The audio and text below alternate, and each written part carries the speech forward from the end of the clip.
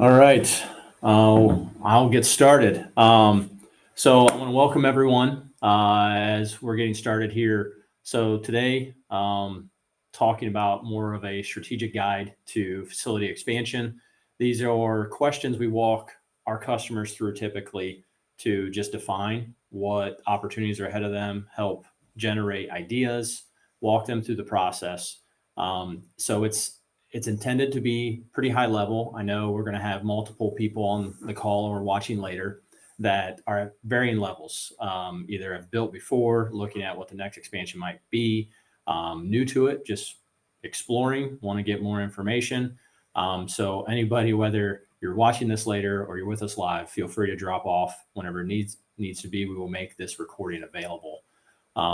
So with that, I'll dive in. So who I am and who Freeman Building Systems is. So we've Dan Freeman, the founder and current CEO, started Freeman Building Systems in '92. Identified an opportunity in the marketplace for more of a design build approach versus some of the conventional delivery methods. Yeah, primarily a bid build approach. So we really wanted to take those opportunities and leverage them against really people that are entering into the market, customers that need a little bit of guidance, wanted that flexibility between budget and delivery and walking through a process together. Saw an opportunity there. It's been a great model for us that we continue to this day. And as I stepped into my role in operations, and then now I am the president of Freeman Building Systems, and background very similar to what Dan had experienced prior to starting the company. I've been in project management my entire career and a number of different both markets and ultimately the main backbone of our business and where my specialty is now focusing is utilizing off most of the time pre-engineered buildings, but we get into all sorts of different things. But one of our core partnerships is with Butler Building Systems. So with that, we'll dive right in. So today, like I said, is intended to be an overview of our planning process, areas in which we'll focus on. And really the ultimate goal is by following these recommendations, what we've identified is that you'll expedite your plans and be more strategic and smart in the way you make decisions and get you to the facility that you want, both timely and cost efficiently. We'll talk about industry trends and the need for different needs for expansion because I hate to always refer to it, but really 2020 and COVID kind of changed this market drastically in the way we approach things. And there continues to be disruptors. Might not be a pandemic, but certainly tariffs, certainly price escalations, and we'll touch in a little bit of those. Key considerations, common pitfalls or roadblocks we see a lot of the times that we need to navigate. We'll bring up a case study or one of our recently completed projects in the last few years, and we'll have some time for questions and answer at the end. So we'll dive right in from there. Industry trends.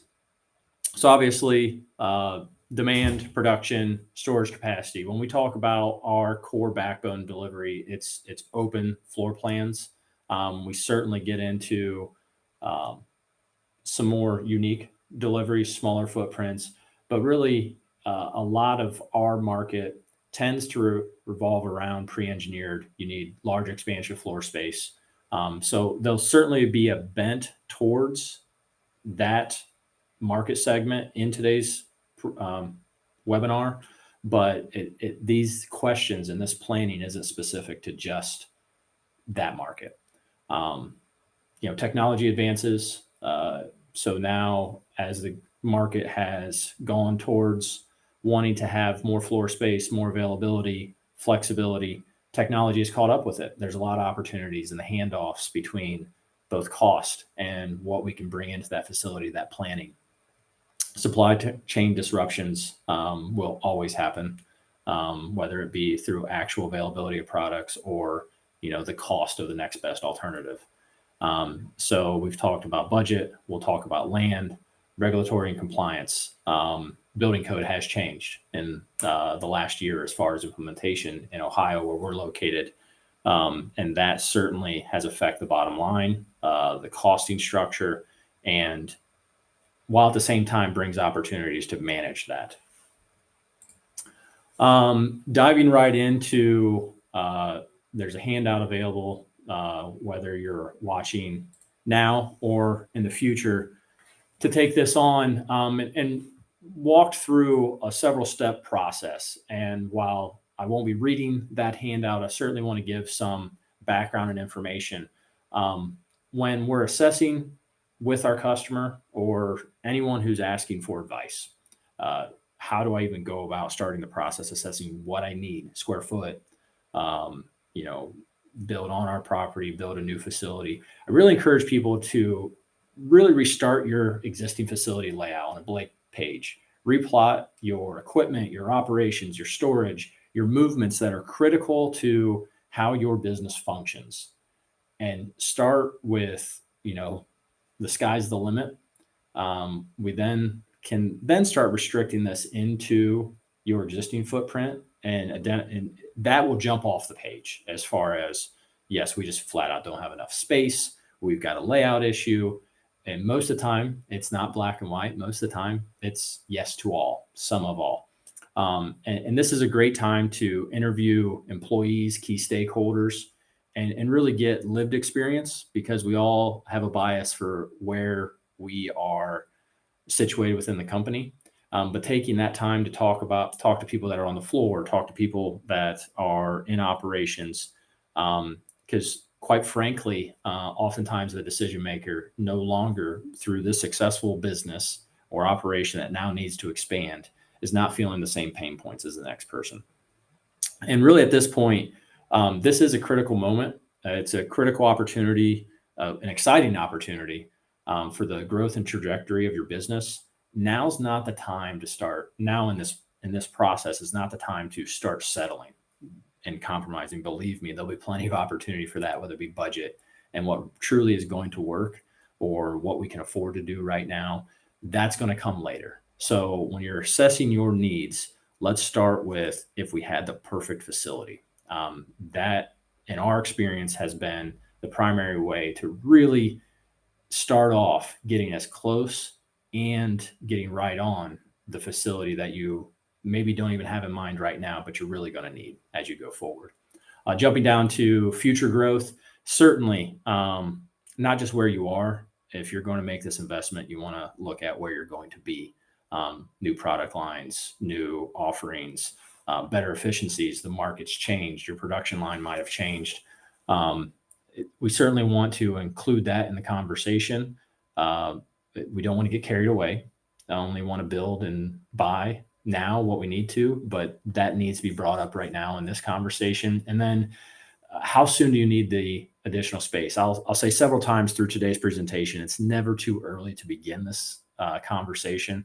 Preliminary design, budgeting, obtaining financing, revisions, permitting, and ultimately the construction schedule itself. It's going to take up significant time. So by choosing a partner, getting this information, harvesting it, and really putting that all together, someone, any entity that's in this business can help you lay that out. And oftentimes I find that people are surprised at how long this is going to take. It's just the nature of the beast. And quite frankly, the way the economy, the way the world, the way regulation is moving, it's not going to shorten. So finding that right partner is going to be important. Choosing the right expansion model, you need to start with what are your goals? Where are we going with this? Is this warehouse and storaging? Is it a capacity issue? Are we going in a different direction? And then goals along the way, such as sustainability, energy efficiency.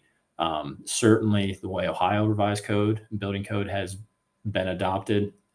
There's naturally going to be some efficiencies in there, but what's important to you?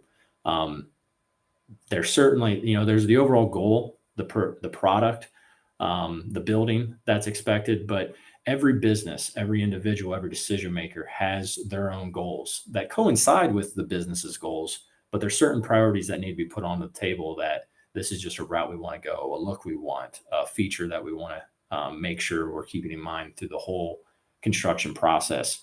Business relationships all play a part and are not silly, are not brought up too early in the process, that we want to get those on the table.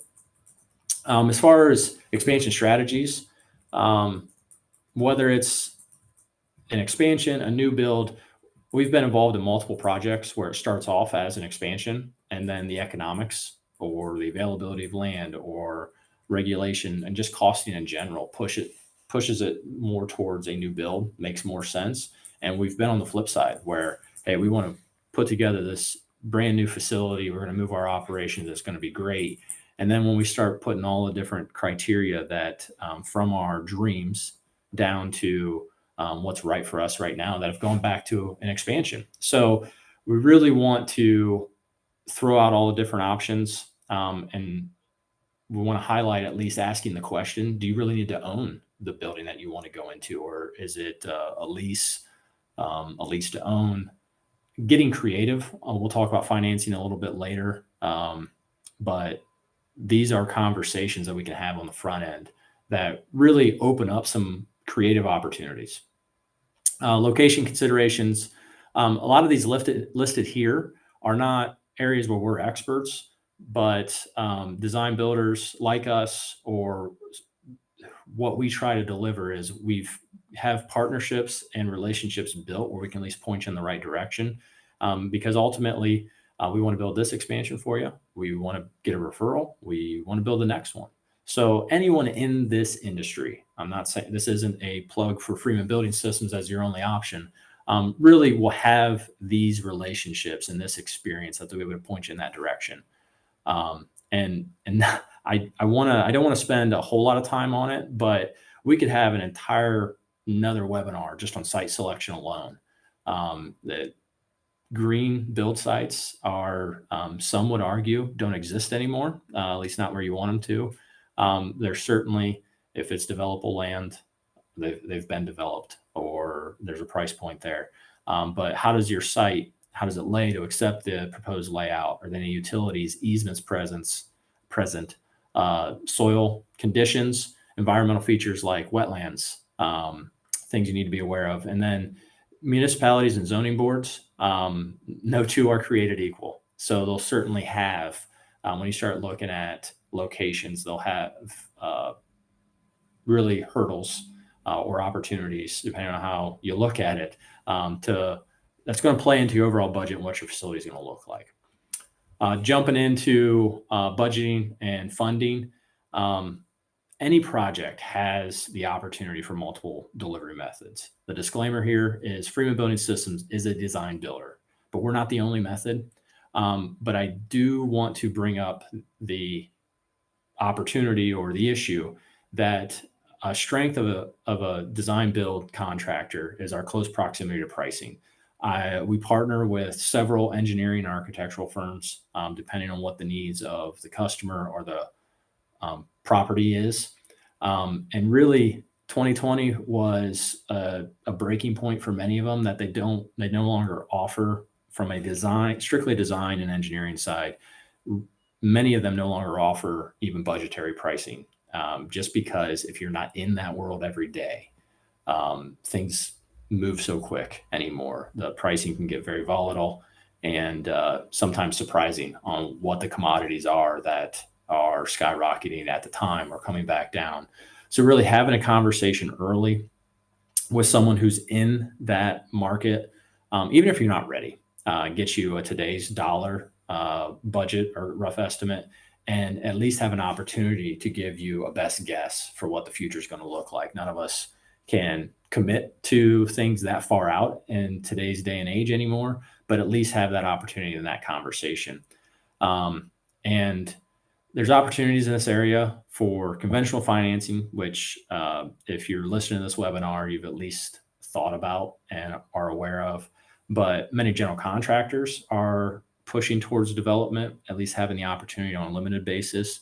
And certainly there's relationships where the majority of us have either worked with or been around developers that can maybe bridge the gap between being in the facility or owning the facility that really your business needs right now.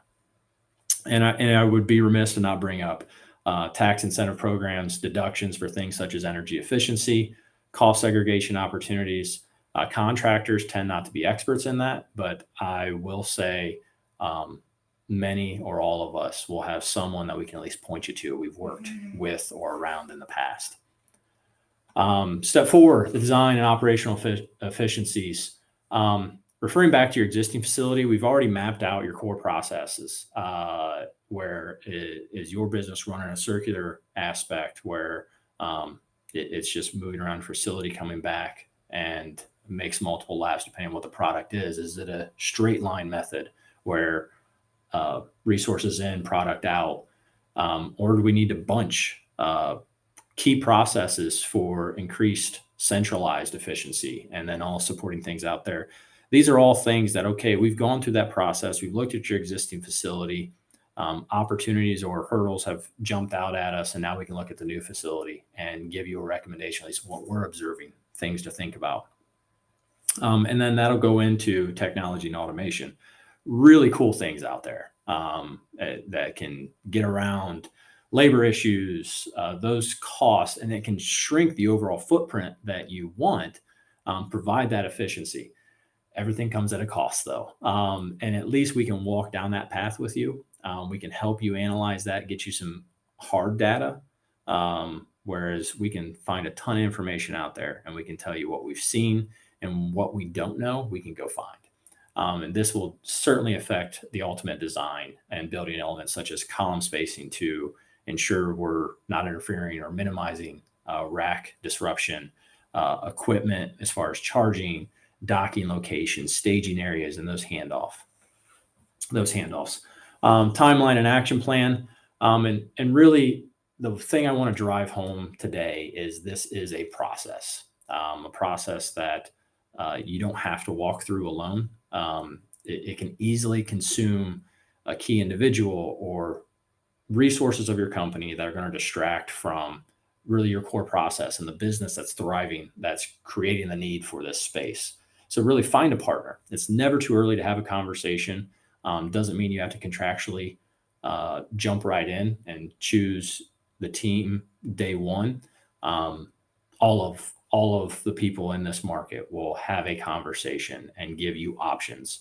But I would suggest talk to as many as you feel you need to, and choose a partner that can help lift this load, because it's not what your business does. It's what my business does. So that's kind of the trade-off, the opportunities out there that I would give anybody. And really the honest truth is the majority of the customers we work with find it difficult to look at a set of drawings and really take their current business model and put it into that space.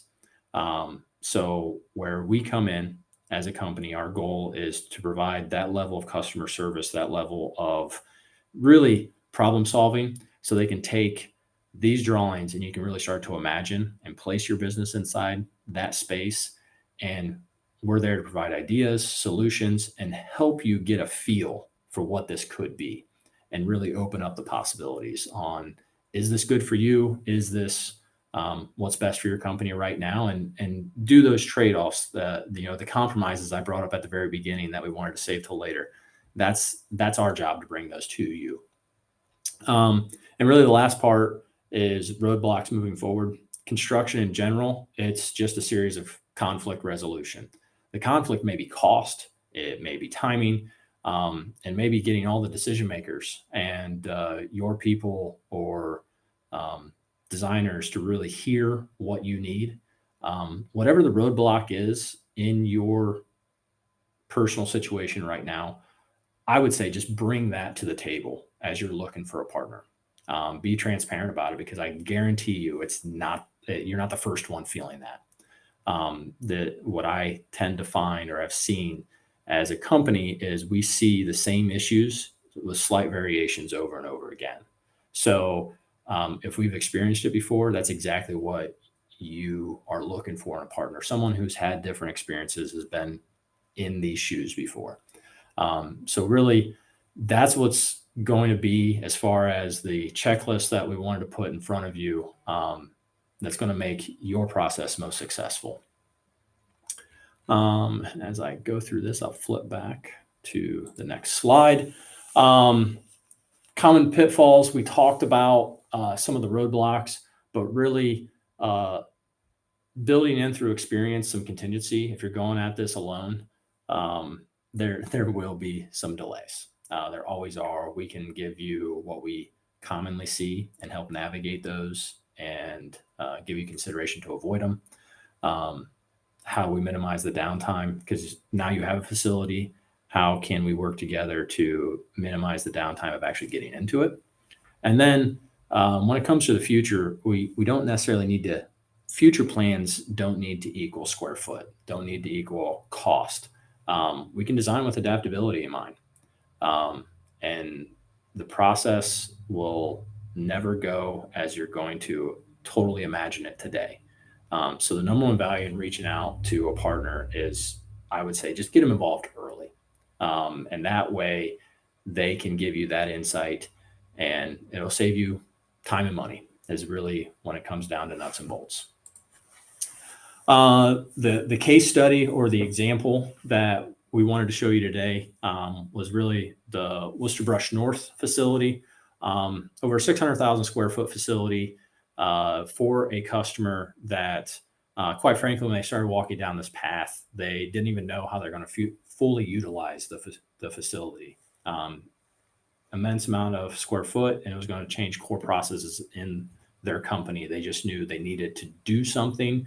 But we started walking down the design path with them, and the utilization was going on simultaneous. Everything from automation to really what's going to go in this facility, production versus logistics. It really was a teaming effort. So we've got a link here where you can see some videos, some facts about the project. So feel free to check that out. So, the one part of this that I really do want to stress is, where do you go? Yeah, great. I hear you. Reach out early. Take a look at that worksheet, walk through it. Not that it's the magic bullet, but it'll give you things to think about. And then reach out. There is no cost commitment or contractual commitment to just have a conversation. We can walk you through what we've seen, what might work. And then you can decide from there where you want to take the relationship. And then once you've got that defined, a good design build process can streamline this for you, can lift some of the weight, because none of us want to bring in a construction manager in-house that is going to take this along the path.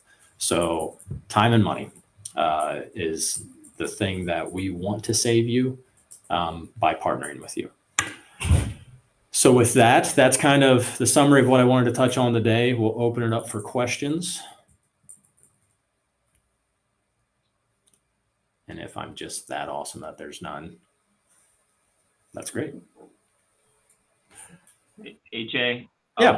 What have you seen in the last trends, 24 months, maybe a year and a half, on just pricing, and then any speculation on overall cost, just generally? Yeah, I mean, overall trends is, we are currently experiencing, right now, we're getting notifications for material price increases, steel, aluminum. A lot of it is tariff related, just in today's market. So pricing is going up. And what we're finding in the last 4 to 5 years is, even if the scare that goes into the market creating the increase turns out to be less or not as much of a factor as they thought, it still won't come down completely. So today, snapshot in time today, material pricing anywhere from just steel alone is 5 to 8%. That's going to affect your piping down to, or all the way up to structural steel. Glass packages, aluminum frames, they're going up significantly. But overall, I tend to shy away from square foot numbers, things like that. Obviously, larger economies of scale, larger square foot numbers can get lower. But if you've seen any numbers out there that are much more than 12 to 18 months old, I guarantee you they're probably going up by $1 or $2 a square foot.